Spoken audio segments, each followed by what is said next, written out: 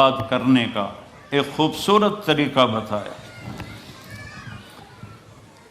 کہ اس زبان پہ قابو کر لو، اس زبان پہ قابو کر لو، خاموش رہنا سیکھ لو۔ غصے کے بیوی کو غصہ چڑھ جائے تو خاوند چپ کر جائے، خاوند کو غصہ چڑھے تو بیوی چپ کر جائے، تو آپ کا گھر خوبصورت رہے گا۔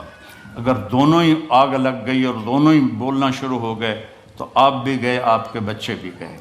اپنی زبان پہ قابو پانا سیکھو۔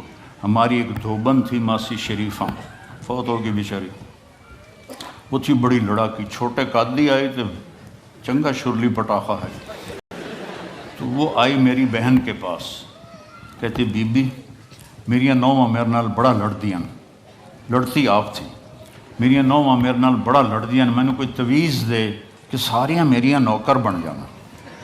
اب میری بہن کو تو پتہ تھا کہ ماشاءاللہ آپ سوا سیر ہے، تو میری بہن تویز گنڈے کا ہمارے ملک میں بڑا رواج ہے، تو ایسے الٹی سیدھے لکیریں لگا کے نا، تو رول کر کے چھوٹا سا بنا کے نا، کہا کہ ماسی جب تیری لڑائی ہونے لگے تو یہ تعویذ تم نے یہاں رکھ لینا اور چک مار لینا ایسا، اور اس کو گرنے نہیں دینا، گر گیا تو وہ تیری خیر کوئی نہیں۔ اور اس نے کیا کیا، اس کو چپ کروانے کا طریقہ، تو تعویذ کی تو بڑی اہمیت ہوتی ہے۔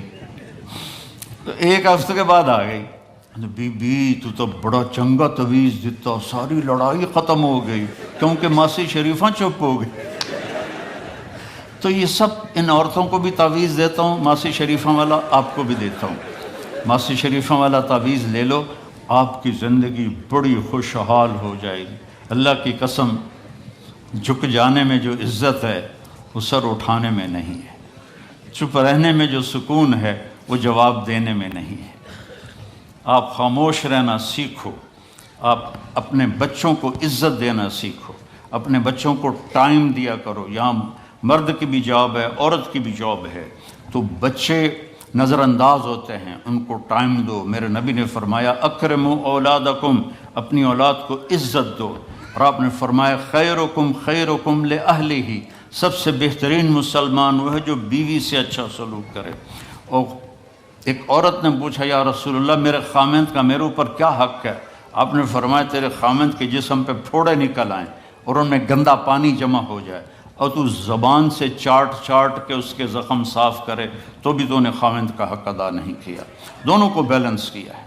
بہترین مسلمان وہ ہے جس کا بیوی کے ساتھ اچھا سلوک ہو۔ آپ نے 11 شادیاں کی، یہ شوق کی نہیں تھیں، یہ اللہ کے حکم کی تھیں، اور ہمیں زندگی سمجھانے کے لیے تھیں کہ آپ یہاں رہو یا کہیں اور جگہ رہو، جب تک آپ کو صبر اور برداشت کرنا نہیں آئے گا آپ کی زندگی خوبصورت نہیں ہو سکتی۔ غصے کو پینا سیکھو، غصے کو دبانا سیکھو، غصے کے وقت چپ رہنا سیکھو، تو آپ کی زندگی بڑی خوبصورت ہو جائے گی، بہت حسین ہو جائے گی۔ زندگی اندر ہے، باہر نہیں۔ اب رولز رائس میں چڑھ کے کوئی اچھی زندگی نہیں گزار رہا ہے، لائف تو اندر ہے۔ دل دریا سمندروں ڈوبے کون دلانیاں جانے ہو، وچے بیڑے وچے جھیڑے وچے ونج مہانے ہو، یہ اندر ہے، لائف اندر ہے۔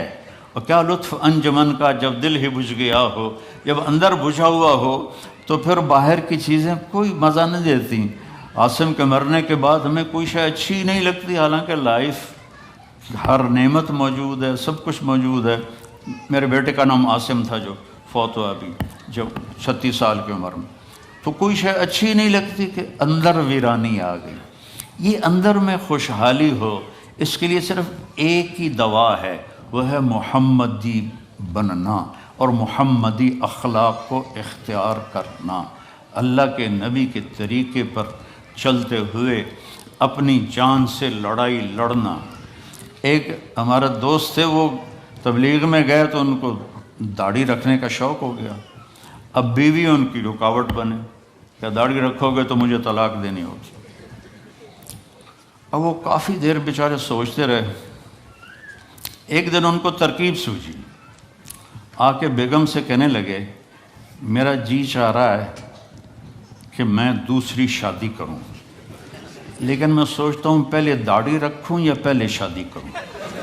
تو ان کی بیگم نے کہا پہلے داڑھی رکھ لو، پہلے داڑھی رکھ لو۔ تو ایسے اپنی بیگمات کو مناؤ پیار محبت سے۔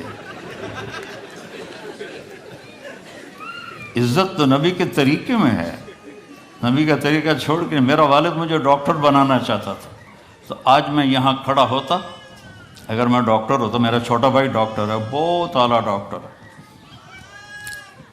تو میں یہاں کھڑا ہوتا۔ مجھے یہاں میرے نبی کا طریقہ لے کر آیا ہے، میرے نبی کی سنت لے کر آئی ہے، میرے نبی کی زندگی لے کر آئی ہے، اور آپ جس محبت سے تشریف لائے ہیں اس کے پیچھے میرے نبی کی زندگی ہے۔